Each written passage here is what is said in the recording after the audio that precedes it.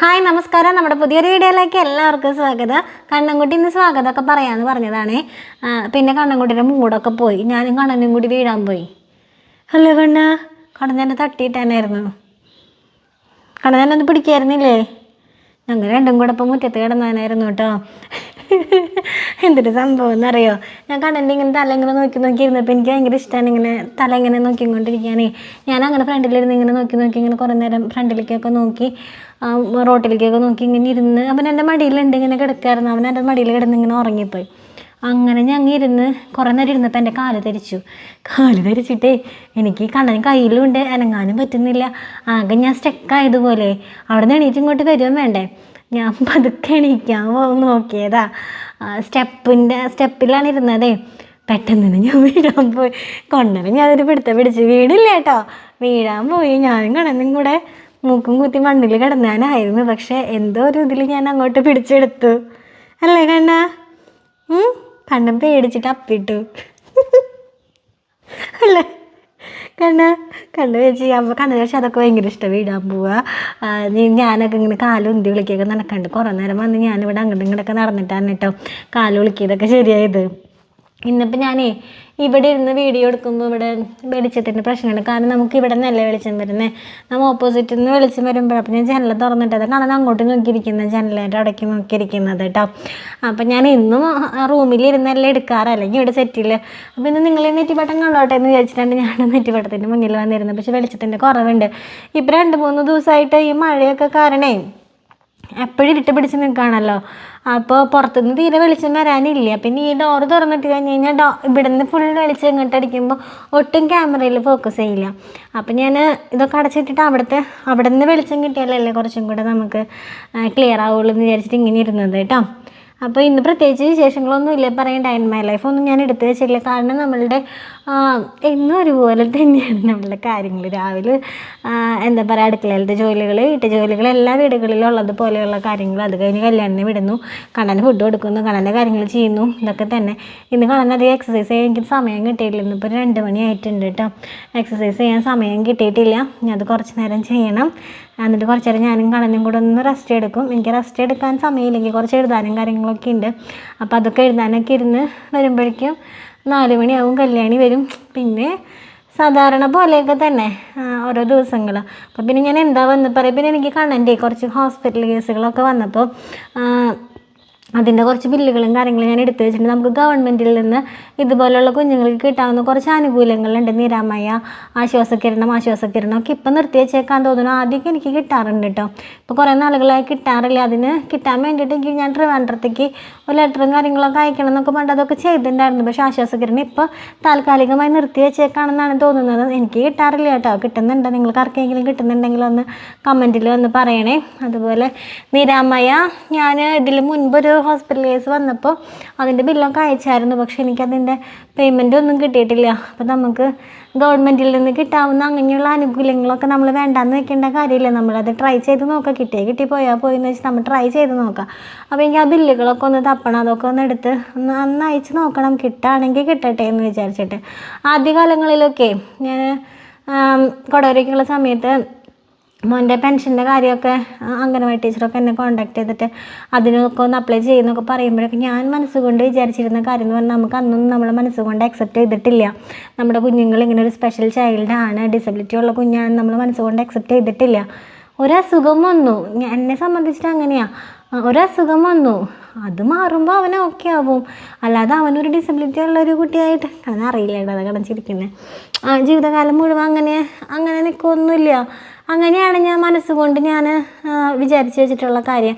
പിന്നെ വർഷങ്ങൾ കഴിയും തോറാണ് നമ്മൾ ഓരോ കാര്യങ്ങളായിട്ട് നമ്മളിങ്ങനെ മനസ്സിലാക്കി തുടങ്ങിയത്. അപ്പോൾ അന്ന് എൻ്റെ അടുത്ത് പെൻഷൻ എന്നൊക്കെ പറഞ്ഞപ്പോൾ ഞാൻ പറഞ്ഞു, എന്തിന് കാണാൻ പെൻഷൻ? ഞാനൊക്കെ അന്നൊന്നും എനിക്കറിയില്ലായിരുന്നു ഡിസബിലിറ്റി ഉള്ളവർക്ക് പെൻഷൻ ഉണ്ട്. നമ്മളുടെ വിചാരം വയസ്സായവർക്കല്ലേ പെൻഷൻ കൊടുക്കുക, എന്തിനാ എൻ്റെ മോന് പെൻഷൻ? അങ്ങനെയൊക്കെയാണ് ഞാൻ ആദ്യം ചിന്തിച്ചത് കേട്ടോ. പിന്നെ എനിക്ക് തോന്നി വേണ്ട, അങ്ങനത്തെ ഒരു കുറവ് എന്നുള്ളത് ഇതിൽ ഗവൺമെൻറ്റിൽ നിന്ന് കിട്ടുന്ന ഒരു പൈസ എനിക്ക് വേണ്ട, അങ്ങനെ ഞാൻ ആദ്യം ചിന്തിച്ചു. പിന്നെയാണ് ഞാൻ വർഷങ്ങളിങ്ങനെ കഴിയും തോറാണ് നമ്മൾ പല കാര്യങ്ങളും മനസ്സിലാക്കുന്നതേ. നമുക്കൊരുപാട് ചിലവുകളുണ്ട് അവന് സംബന്ധമായിട്ട്, മെഡിക്കൽ അങ്ങനെയുള്ള ട്രാവൽ പോലും നമുക്ക് നല്ല ചിലവല്ലേ. അപ്പോൾ അങ്ങനെയൊക്കെ വരുമ്പോൾ ഞാൻ വിചാരിച്ചു എന്തുകൊണ്ട് നമുക്ക് ഗവൺമെൻറ്റിൽ നിന്ന് കിട്ടുന്ന അങ്ങനത്തെ ആനുകൂല്യങ്ങൾ നമ്മൾ വേണ്ടാന്ന് വെക്കണം. നമ്മളുടെ അവകാശങ്ങളാണ്. നമ്മളൊരു ഇന്ത്യൻ പൗരൻ എന്ന നിലയിൽ നമുക്ക് ഒരുപാട് അവകാശങ്ങളുണ്ട്. അതിലൊരു അവകാശമാണ് അവനുള്ള ആ ഒരു അവകാശം. അത് നമ്മൾ എന്തിനു വേണ്ടാന്ന് വെക്കണോ? അതിൻ്റെ ആവശ്യമില്ലല്ലോ. അങ്ങനെയാണ് പിന്നെ ഞാനും കണ്ണനും കൂടെ കൊടകരയിലൊക്കെ കയറി ഇറങ്ങി. ഞാനും കണ്ണനും മിക്ക ദിവസം അങ്ങനത്തെ കാര്യങ്ങൾക്കൊക്കെ രാവിലെ ഇറങ്ങി.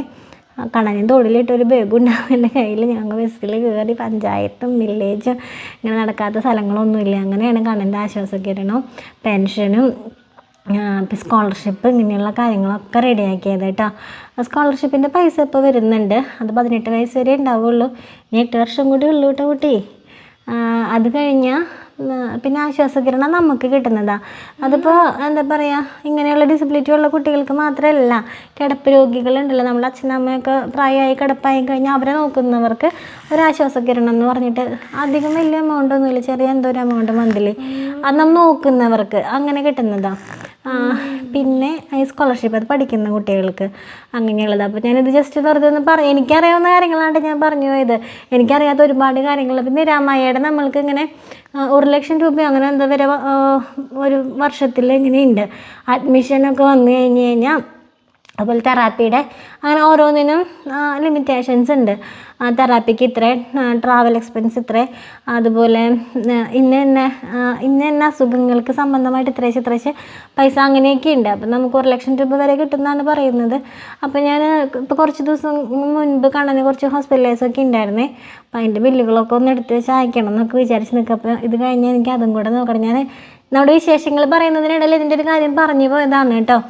പിന്നെ എനിക്കറിയാത്ത കാര്യങ്ങളുണ്ടെങ്കിൽ നിങ്ങളും കൂടെ എനിക്കൊന്ന് പറഞ്ഞു തരണം. എല്ലാ കാര്യങ്ങളും നമുക്ക് എല്ലാവർക്കും അറിയില്ല അല്ലേ. അപ്പോൾ എനിക്കറിയാവുന്ന കാര്യങ്ങളാണ് ഞാൻ വീഡിയോയിലൂടെ പറയുന്നത് കേട്ടോ. ഒരുപാട് ഇങ്ങനെ ഉള്ള കുഞ്ഞുങ്ങളുടെ അമ്മമാരും അച്ഛന്മാരൊക്കെ നമ്മളെ വീഡിയോസ് കാണുന്നുണ്ട്. അപ്പോൾ എന്തെങ്കിലും ഒരു ചെറിയ അറിവ് നമുക്ക് അങ്ങോട്ട് പറഞ്ഞു കൊടുക്കാനായെങ്കിൽ അത് അത്രയായി. അപ്പോൾ എനിക്കിതുപോലെയുള്ള കുറേ അറിവുകൾ ഒരുപാട് പേര് എനിക്ക് ഇങ്ങോട്ട് പറഞ്ഞു തരുന്നുണ്ട്. എനിക്കറിയാത്ത കാര്യങ്ങൾ ആരെങ്കിലും പറഞ്ഞു തരുന്നത് എനിക്ക് ഒരുപാട് സന്തോഷമുള്ള കാര്യമാണ് കേട്ടോ. പിന്നെ എന്താ, പിന്നെ പ്രത്യേകിച്ചൊന്നുമില്ല അല്ലേ കണ്ണാ? എക്സസൈസ് ചെയ്യണ്ടേ? ബോളെവിടെ? ബോളോ പീനട്ട് ബോളോ അതേ കഴിക്കണം. കണ്ണപ്പോൾ നിങ്ങൾക്ക് എല്ലാവർക്കും അറിയാം, നമ്മളുടെ സ്ഥിരം വ്യൂവേഴ്സിനൊക്കെ തന്നെ അറിയാം. അവന് മെൻ്റലി നല്ല ഓക്കെ ആയിട്ടുള്ളൊരു കുട്ടിയാണ്.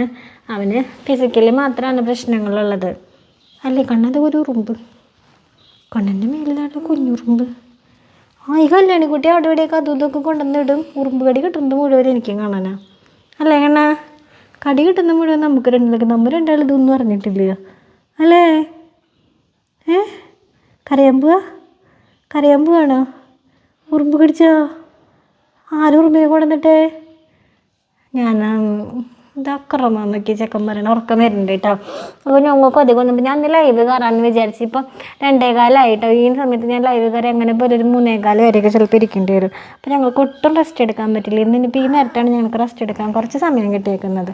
കണ്ണ ഫുൾ റെസ്റ്റാണ്, പക്ഷെ ഞാൻ റെസ്റ്റ് എടുക്കുന്നത് കാണാൻ ഇഷ്ടമല്ല അല്ലേ കണ്ണ ഫുൾ റെസ്റ്റാണ് അല്ലേ? കിടക്കാൻ പോയിട്ട്.